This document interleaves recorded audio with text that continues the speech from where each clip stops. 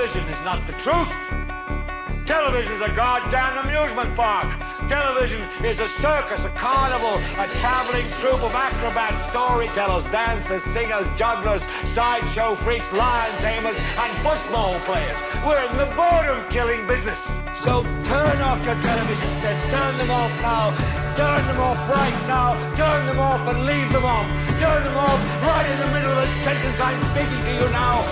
Turn them off.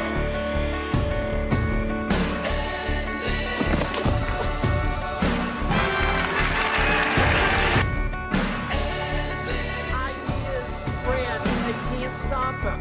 An idea whose time has come cannot be stopped by any army.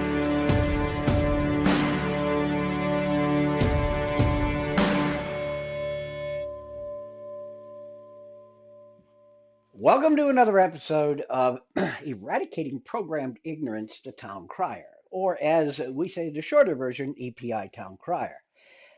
Today, I want to talk about something that far too many patriots lack, and there really is no excuse for it today in the information age.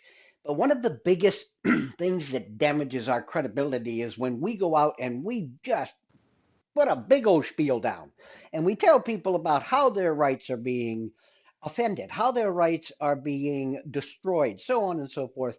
And then somebody asks the ultimate question. Well, how do you know that? How can you prove that? Where does it say that? What we each need in our lives is a reference book that contains just about every amendment, just about every act, just about every, and I could go on with the just about everys. If we all had a book that we could grab at any point in time when a question like that arose, we could make quick of the answers. Not only that, but if we questioned ourselves, the information we wish to put out, we would have a book to reference this. And it would be something that would be convenient, and it would be something that would already have been fact-checked, and it would be an invaluable resource. How many people know that I've been doing this for well over a decade, almost 13 years now? How many people know the immense amount of research I do on a daily basis just so that people don't push back against what I say? There's 10,000 people on my Facebook wall. Go take a look. There's no arguments. There's no bad words. There's no threats. Why? Because I can back up what I say. Part of the reason why is because I have phenomenal friends out there that have done this massive amount of research and they never steer me wrong. I have one of those with me today. Yeah, you can hear him crunching something in the background. This is John Darash, and John has just sent me a copy of his latest book called Government by Consent. And everything you just heard me talking about falls right back to this 900-page book I have in my hands. Yeah, and as old as I am, I almost need a back support to carry it around. But everything you need within reason is in this book. John, how are you? And how the hell did you put together a 900-page book with everything a patriot would need? Well, I'm doing fine. Thanks for having me. And this is really a work for over 12 years of research. And I didn't necessarily intend on writing a book when I first started this. You know, I was building a website and gathering information and putting things together. And over the years, I come to realize that I have enough to put a book together, and that a book is really something that's needed, especially for our sheriffs, because we've tried to communicate with them, and the written word is the most important thing, and people start to respond to that. This is a book with over 1,600 references. So it's got footnotes, over 1,600 footnotes, and everything is documented. You can't, nothing in this book can be denied. So we're very carefully put together, carefully researched, and I come to realize, we at National Liberty Alliance come to realize that this book is extremely important in order for us to get our nation back, because people just don't know how to have government by consent. They've never been taught that. They don't know their where they've come from as a people. They don't know their heritage. And that's what this book will do for anybody who picks it up and reads it. Anybody who's a patriot should be getting this book. It covers everything that really the people should know. And 900 pages, there was no way to get away from doing it less. As a matter of fact, I almost went more. I could have gone well over 1,000 pages, but at some point I had to cut it off. So I think I am working on some more work, putting things together. That's a lot of new stuff. And so I might come up with a second book soon.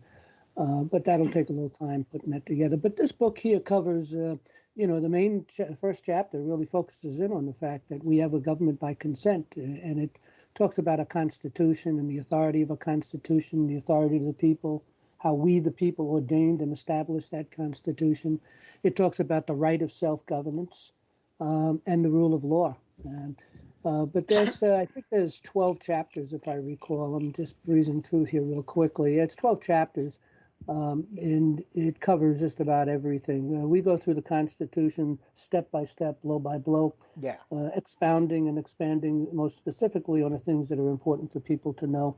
A lot of the Constitution is detail for how Congress is to perform and act and set up and operate. And we cover that. But the real focus is the restrictions of Congress. What exactly is the job of the three branches of government, and the things that they cannot do? Bill of Rights. Anyway, Let me I don't know ask how you you a want to go question. forward with this, but go ahead. Let me ask you a question, okay? Now, for anybody who didn't hear what he said, John is one of the founders of the National Liberty Alliance. Please go online, go to that website. It is worth a look-see. These are individuals who have been fighting for your rights literally, okay? Literally, in court cases, so on and so forth, for years.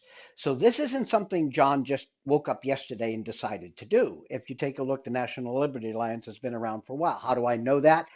Because John and I, the Liberty Beacon Project and the National Liberty Alliance, have been basically partners for many years. And we really, really enjoy having the ability to send people to a place where we know they're going to get answers that are the correct answers. John is a good friend of the Liberty Beacon Project.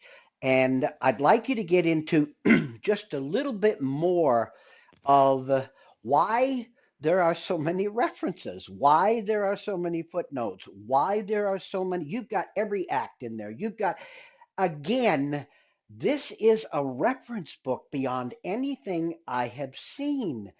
How the heck did you even get it all put in the right order? Well, that took quite a bit of time. Again, I've been working on these issues for many years here, building the Yes. National Liberty Alliance along with, Gerard. Yes. And one of the most important, well, the two things that the focus is of National Liberty Alliance is really to help people to organize, communicate, and become educated in natural law, and how to have government by consent. Can I And to ask work you another with our question right with our here? Because sheriffs. this Yeah. fits perfectly into what you're saying. You and I both know what programmed ignorance is, okay? Hmm. EPI is eradicating programmed ignorance. That's part of the name of this show. This is why we do it. You and I both know that if you ask our mid-aged school children, sixth grade, seventh grade, eighth grade, right through there, who should know about the Constitution, who should know about the Bill of Rights, who should know their cans and cannots, who should know the restraints on the governance of this country, know very little to nothing at all. And that is by intention. If you have no idea about your freedoms, how do you even protect them? Now, is this part of your motivation for all of this? Because the programmed ignorance is intentional. Well, absolutely. Our schools are outcome-based socialist education, and they've been working diligently to create a socialist nation here. They call us a democracy when in fact we are a republic. Mm-hmm. Our founders found democracies to be repugnant. It's only one step away from an oligarchy. It's just a way to get to an oligarchy. And we've become an oligarchy until Trump came into power. And now that he's seems to be out, not necessarily so. We're seeing exactly how bad it can be and how bad it can get because these people are desperate and they're about to be exposed, and they're rats in a corner, and they're doing everything they can. But this book here is extremely important. It's important for our sheriffs to have a book. We have about 3,000 sheriffs in America. There's 3,143 counties, and with about 3,000 elected sheriffs. And sheriffs, I found from discussing and talking with quite a few of them over the years, and working with a sheriff right now out of Michigan, Sheriff Dar, who is working with us to communicate and educate sheriffs. He wrote a letter to introduce our book to the sheriffs, and we have a campaign going on called Campaign for Constitutional Sheriffs, where we're asking people to buy a book for their sheriff. And so it's extremely important. You go to nationallibertyalliance.org, and right on the front page, you'll see we have Campaign for Constitutional Sheriffs. And if you click on that, you can donate a book to a sheriff. Our anticipation is to get a book in the hands of every sheriff, get them introduced. We're working with, as I mentioned, Sheriff Dar and another individual, Brent Allen Winters, who's also an author. He's written many, many books. He wrote a book called The Excellence of the Common Law. I learned a lot from him in that book. He's working with us, as well as Sheriff Dar is working with us, to organize and educate sheriffs. And they got a class that they're getting ready to start up to teach the sheriffs the law, the real law, not the civil law. And that's exactly what this book will do also. This book is the knowledge of this book, everything in this book, without exception, and probably more, should have been taught to us all in school. Yes. And when you go through this book and read it, you'll find out that how ignorant we really are to the truth concerning our heritage, our founding fathers, who they were, what kind of people we are, the fact that we are indeed a Christian nation. We're built upon common law, and everything that the courts are doing is outside of that. They've abandoned the common law and have started civil law back in 1938. And ever since then, the Constitution ultimately has been null and void in the courts. And I know that for experience. We have over 100 cases in the federal courts right now. We have some really serious cases against the federal judiciary, who has conspired to destroy our nation, our republic, our Constitution. And we're also going after the United States Supreme Court, who has also betrayed us. And there may be about 4 or 5 of the justices that will give an additional, what would I call it, an olive branch. One of my biggest issues lately has been the absolute travesty of what we call the Supreme Court. What we have seen over and over again is them making political decisions, vice decisions that they should be making as the protectors of this nation. They're not doing this. And this has been proven over and over again. So what you just discussed, what you just stated, put a big smile on my face, John. Thank you. Mm-hmm. Well, we've been actually, the Revolutionary War never ended. Okay, and it actually started, of course, before 1776. Our founding fathers were struggling with a lot of problems, and it was in 1761 when Britain created the first British accredited registry, which is the bar. Okay, it was the British bar. And that was in 1761, and they established chancery courts in Boston, and for the purpose of abrogating the common law and replace it with civil law. It took them a couple of 100 years to do it. In 1934, through the Rules Enabling Act, Congress approved. Actually, they empowered, without authority, they empowered the Yes. United States Supreme Court to write their own rules. And prior to that, of course, we were under the rules of common law in both equity courts and law courts. And there is a difference between an equity court and a law court, and maybe we'll discuss that in a minute. But the bottom line is they didn't have the authority, because we never gave them the authority to make a change to begin with, and they didn't have, and even if we did, they didn't have the authority to pass legislative powers over to another branch of government. So it's been violated in many different ways. But in any event, they did give them the authority in 34. That's null and void as far as we the people are concerned. Anybody who understands this would null and void it in a court of law. But in 1938, the United States Supreme Court came out with the rules, and these rules were actually was 8 Supreme Court justices who made the approval. One resigned, and I presume they resigned over this matter. They refused to sign on, so they resigned. So 8 justices signed on to these rules. Now, this is all ABA written, American Bar Association written. You know, the American Bar Association came about in the goodness, I'm trying to think what year that was in. That was it was 1878, and it came about with 75 lawyers that established it, and they were all British accredited lawyers. Okay, these people continued the process of what the British bar was already doing, and they just brought over and created a new name, the ABA, American Bar Association, which just carried on to the same thing, and that was to assault our republic and destroy us. And we had the Organic Act of 1871, which actually was written and put together, that information, by the British Bar, and probably these 75 lawyers were probably all involved in that. And it was just for a few years after that, 6, 7 years later, they came up with, not even, well, I guess about 8, 7 years, that's when they created the ABA. And in that process, in writing the rules, they have Rule 2, which abrogated the common law and brought us over to civil law. Again, you know, they struck out the Bill of Rights, they struck out the Constitution, and they rewrote everything. And they will apply statutes, and they'll apply codes and regulations upon the people, which they have no power and no authority to do.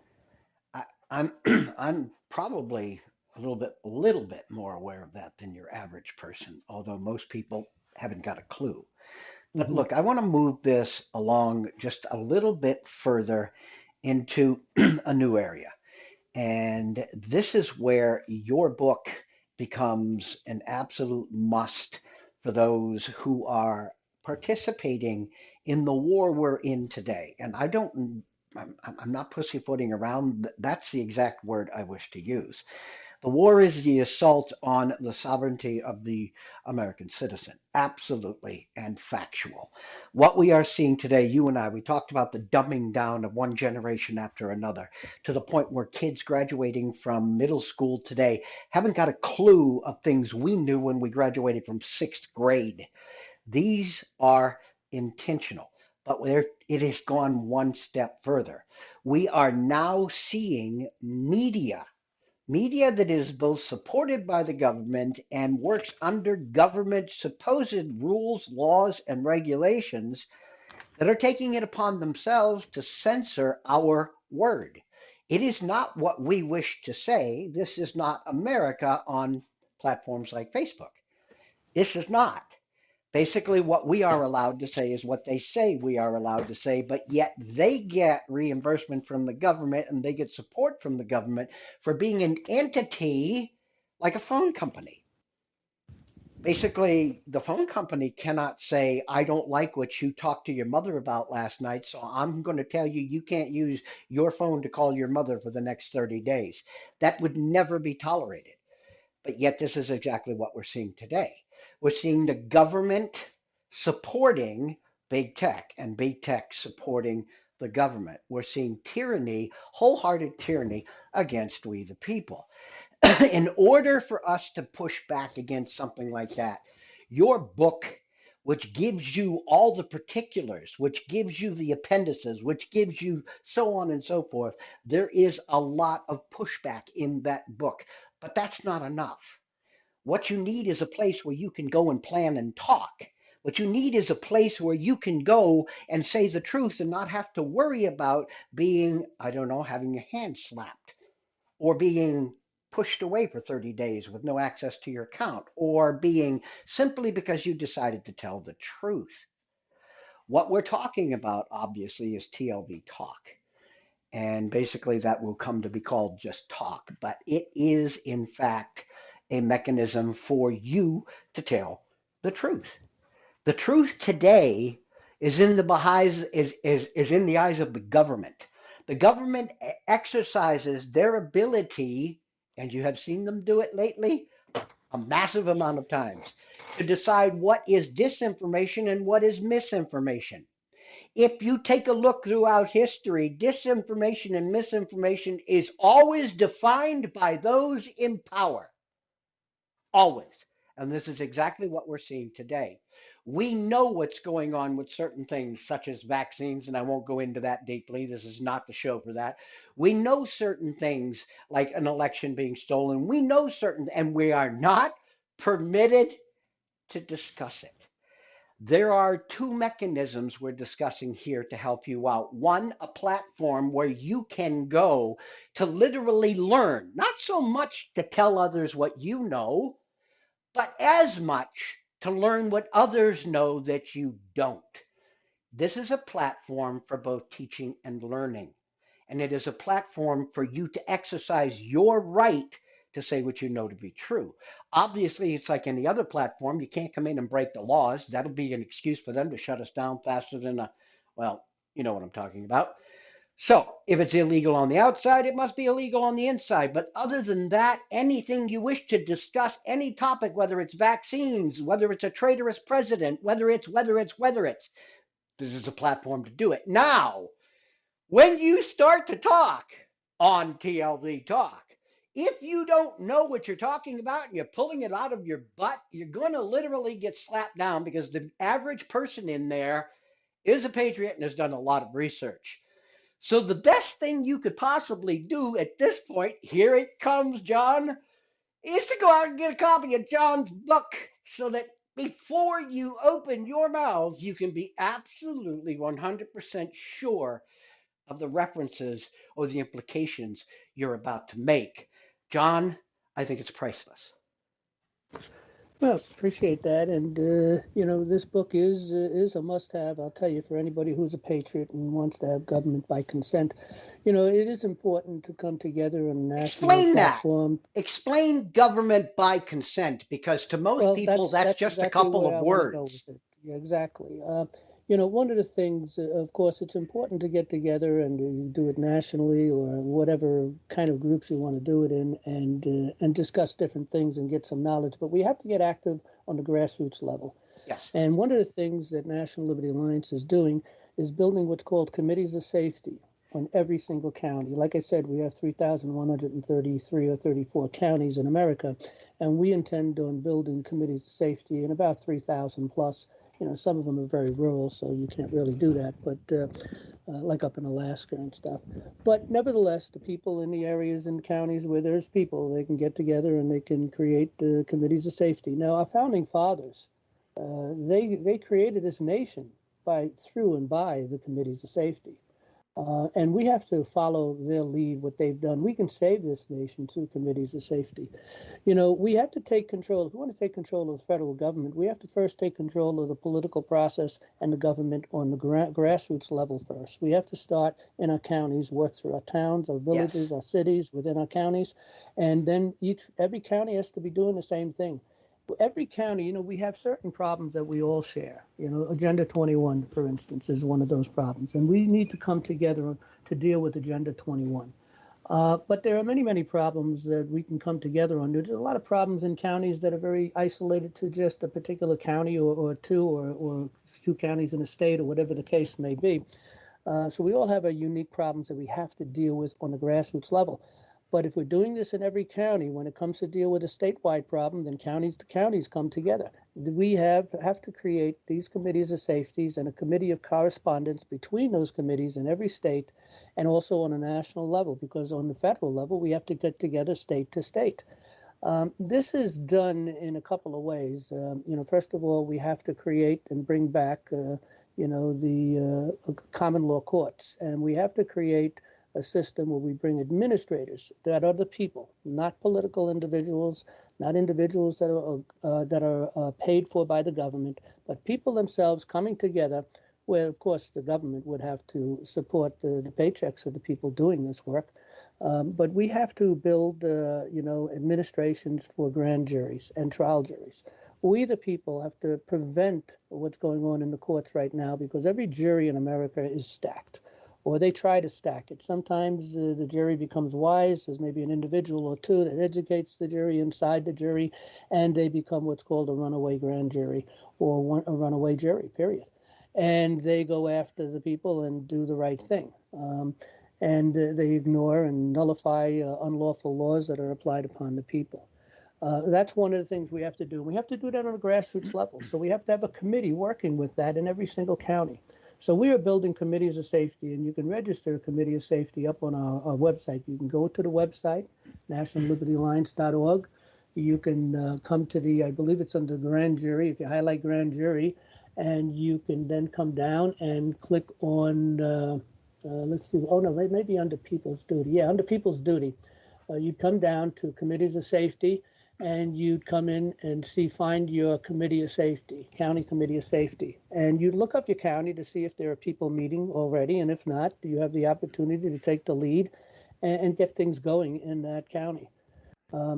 And it all starts with 2 or 3 people coming together, meeting for coffee occasionally, discussing the plan, building up a membership, and then finally, eventually get a nice meeting going. We have a book laying out exactly how to do this. You'll find this inside the book itself, which is Government by Consent by myself, John Darash. We have this, we have a handbook for this purpose. You can come under the People's Duty at nationallibertyalliance.org, click on handbooks on the bottom, and you will find a committee of safety handbook, which gives step-by-step on how to create a committee of safety, the process, and how to put together a charter and resolutions. We have to be a real organization of the people, by the people, for the people. And we have to take control of our government. We have to connect with our sheriff. That's why we have a campaign for constitutional sheriffs, to get the book into the hands of every sheriff in America, because they don't know the law. They don't know common law. They don't understand this, and they haven't been taught this. They're taught codes, and they kind of shy away somewhat. A lot of them do from, chasing people with the codes, that, being a code enforcer instead of a law enforcer. They need to learn their power, their authority, and their jurisdiction. They Their need to power understand. is a whole lot more than most people would consider. The county Absolutely. sheriff is a very powerful entity unto himself or herself. Right, he or she has the authority to. Well, first of all, they should require any kind of federal agent comes into that county. They should notify that sheriff that they're coming into the county for a purpose, and usually to apply some kind of a warrant or something, or execute something. Well, they first need to check with the sheriff. And if they don't check with the sheriff, then what they're doing is unlawful. And almost everything they do is unlawful, because they'll chase the people under maybe USC 18, which doesn't apply to the people. And the sheriff should reject anything that applies any of their USC 18 codes against the people. They can't come in under USC 26, which is the IRS codes. They can't go after people to try to seize their property or do any of those things without the permission of. They have to notify the sheriff. He is the chief law enforcer of the county. And he can prevent any one of these agencies from exercising anything unlawful. They could make sure that if there is some kind of a lawful warrant, that it is signed by a judge, a local judge, as well as appliance from the federal end. You got to get the local approval. And this is things that people don't know. All this would solve a lot of problems from the federal level, especially the unlawful IRS system. And also when they chase after us from the USC 18, they try to get us for one item or another. What people need to understand is that the federal courts don't really have the authority to hear law cases. They only have the authority to hear cases in equity. And cases in equity are cases that involve government agencies or commercial activity. On the federal level, maybe interstate commercial activity. Or unlawful trafficking, commercial trafficking, unlawful. They have the cases to deal with that. But they do not have the authority to try a case against the people by charging them with a federal crime, because there is no such thing as a federal crime. It's either a crime or not. And that crime must really come up from the state level, from a constitutional court, which of course should be the court for the state court. And you'll find one in every county, and the sheriff should be involved, or the coroner. If, as a matter of fact, it wasn't until 1970 or 71 when Congress wrote into their statutes the ability for a U.S. attorney to call forth the grand jury. Prior to that, they didn't seem to have that authority. There was no authority to do that. I, And so if there is and the reason for that is, again, they don't operate courts of law. They are there, the only time they're to hear a case from an individual that is one of the people ultimately is when an unalienable right is being violated, and the state isn't holding up the law and applying the law.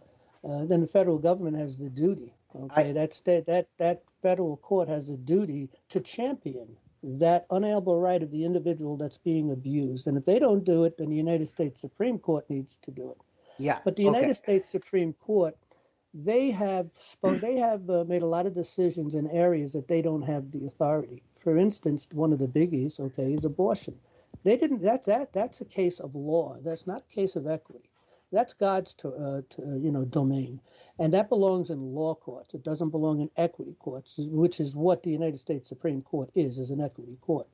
So they've made changed all these rules and all these laws and turned us over to civil law where they don't have any of that authority. I, And that's a major problem, and the people don't know, and they need to I, know. I agree with you. The only problem with this conversation is this is supposed to be about a half an hour, which we've already blown through. But Mm. the information is phenomenal. The only thing is what we've touched on so far is about 1/10 of 1% of what your book contains or what people actually need to know. In order for you to give the same dissertation you've given over the last couple of topics for everything that's covered in that book, it would be about 900 pages, or I would say probably about 30 to 50 hours of steady Mhm. talking. We don't have that. What we do have is the individual who put the book together. We appreciate you telling us why you did it. We appreciate you telling us the function of it, the necessity of it.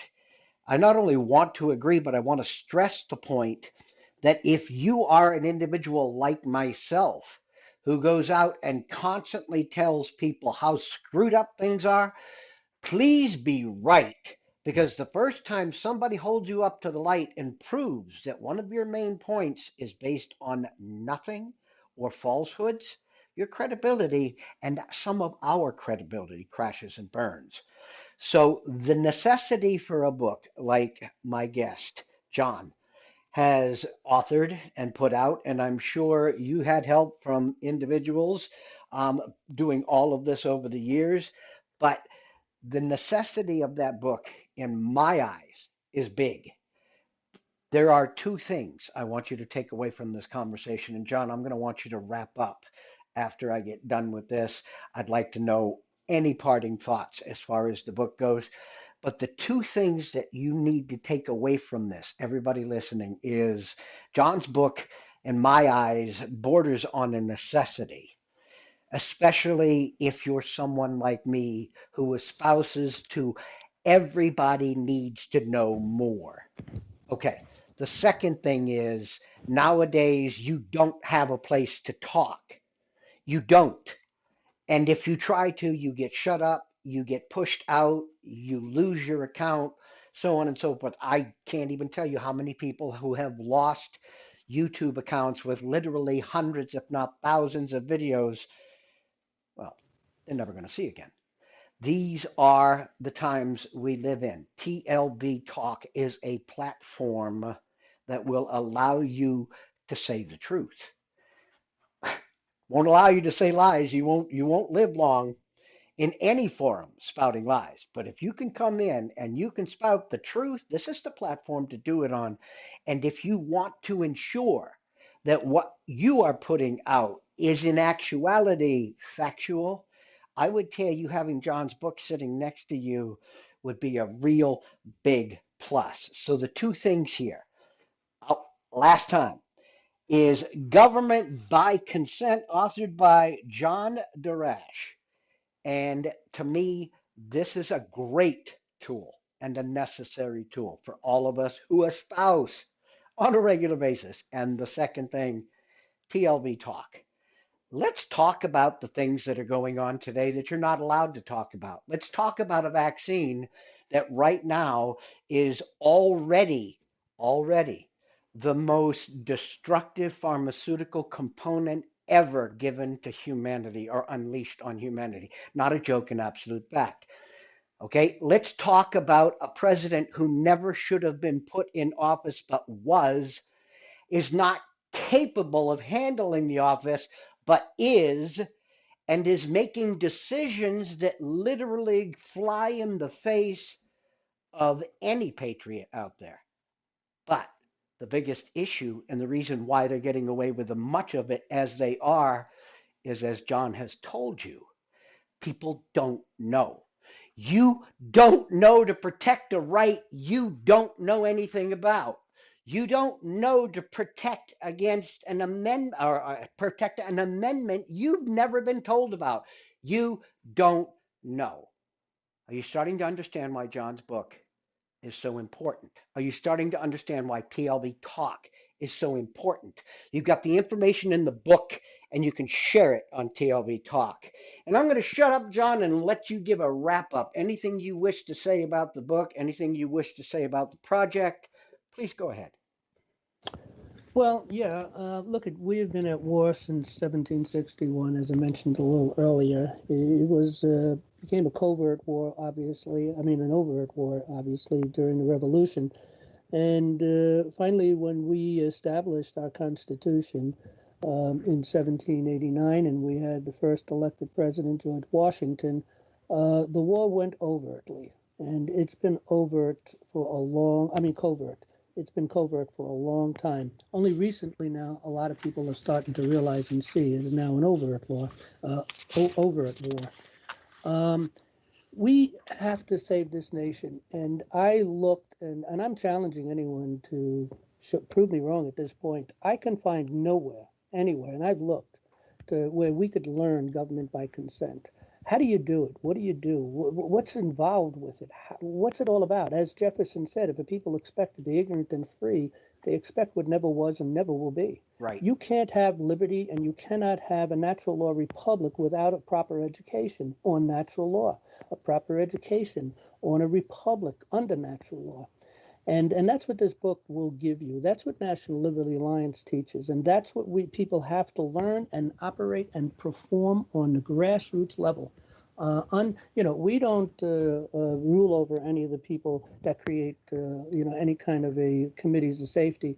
But what we try to do is just get them communicating between the different counties, from county to county, state to state, and get discussions as you do here with your program with the Liberty Beacon here, where you have a discussion. We need to get people going on the grassroots level. Now, we have a campaign, as I mentioned, for constitutional sheriffs. And anybody who really is serious about saving this nation, then you need to be serious about educating yourself and your sheriff. And you need to buy your sheriff a book. So go out to nationallibertyalliance.org. And on our front page, right there, you'll see let me just go open the page myself to it. It's only a little bit down, and you'll see, wrong page, hang on. It's only a wee bit down. You'll see an eagle with a flag. It says, donate to our campaign for constitutional sheriffs to save our republic. We must get this book in the hands of 3,000 sheriffs. We must do that. And you must get a copy yourself so you can understand and know how to have government by consent, to learn the things. The power and knowledge of the people, the ability of the people, is something that people just don't realize and they need to understand. For instance, Samuel Adams said the natural liberty of man is to be free from any superior power on earth and not to be under the will of legislative authority of man, but only to have the law of nature for his rule. That's a huge statement. People will brush right over this, not realize maybe what's really being said here. Congress has no power, no authority. The Constitution, we never gave them power or any authority to write any statutes or any regulations to control the behavior of we the people. Nothing, zero. And that goes right down to the state level, the local level. They don't have this power or authority because we never gave it to them. If we break the law, which really requires an injured party, if there's an injured party, you break the law, you go to court under nature's law, which is a court of law. Courts of law is under the law of God, period. And if you go into Black's Law's dictionary, you'll discover there's like, I think it's 51 different jurisdictions. One of them is law. And there's only been one lawful, only two nations ever to be under a lawful law. One was Israel back in 1600 BC, and the second one was the United States, which established ourselves in 1776 and became a nation in 1789. So people have to understand these things and realize they don't have this power or authority. And we're being abused in the courts, and of course they've enslaved us to the IRS and giving and forcing.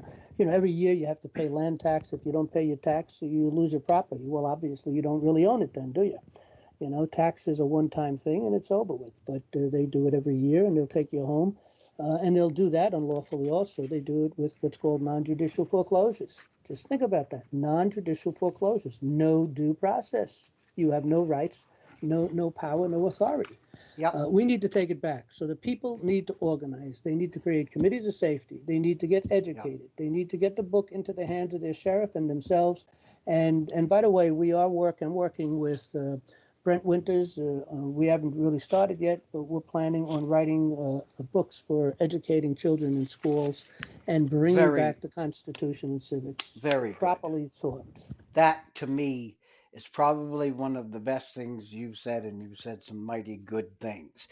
When we talk about bringing the teachings of the Constitution, the teachings of the Bill of Rights, the teachings of our founders and our forefathers, the teachings and the lessons that they left behind, when we stopped doing that, and we did, when we stopped doing that, then what you had is a society that pretty much sits back and allows the government to do whatever they, feel like doing, simply because they don't understand what the government can and can't do, and they don't understand what they can and can't do. John, I want to tell you, I've really, really enjoyed this. You and I haven't done a show in years, but the book was, to me, this was a must-do situation. I really do appreciate your time. I am going to find a way to promote this not only on the Liberty Beacon, but some of our other websites, as well as, that's right, TLB Talk. And again, for everybody out there listening to what John has told you, John is absolutely 100% correct. Our children need to understand the mechanisms of the country they live in. Otherwise, they're slaves. They are not sovereign citizens. John, thank you for your time. Thank you for your patience with me. And we got to do this again soon. Well, appreciate it, and thanks for having me. Could I end with just a couple of quotes that may empower the people? Well, it will empower the people. Oh, well, now, do you think I'm going to say no to that? Well, okay. This is all the United States Supreme Court. These are quotes in actual court cases by justices in the United States Supreme Court. And in the United States, and I'm quoting, in the United States, sovereignty resides in the people. The Congress cannot invoke the sovereign power of the people to override their will. Another quote: it will be admitted on all hands that, with the exception of the powers granted to the states and the federal government through the Constitution, the people of the several states are unconditionally sovereign within their respective states. Supreme sovereignty is, and this is another quote, supreme sovereignty is in the people. No authority can, on any pretense whatsoever, be exercised over the citizens of this state, but such as is or shall be derived from and granted by the people of the state. Sovereignty itself is, of course, not subject to the law, for it is the author and source of the law. That's the most important point. We're supposed to have court cases ruled by the people, not by the government. That's why we have a jury, and they have the power to nullify. But in our system, while sovereign powers are delegated to the agencies of government, sovereignty itself remains with the people, by whom and for whom all government exists and acts, in the laws and definitions and limitation of power. So we, the people, ordained and established this Constitution for them. We are the lawmakers. Of course, God is the lawmaker of the true law, but we're the lawmakers of the Constitution that our government must obey. And we have the authority, the right to judge all cases against any of the people. The government has no authority, no right to judge for us. Okay. That's it. Thank Now, you. I don't even know how the heck I'm going to follow that, so I'm not gonna. John, thank you for your time. And as I stated, let's do this again, okay? A little bit Whenever you'd further like. down the road. Okay. Thanks for having me.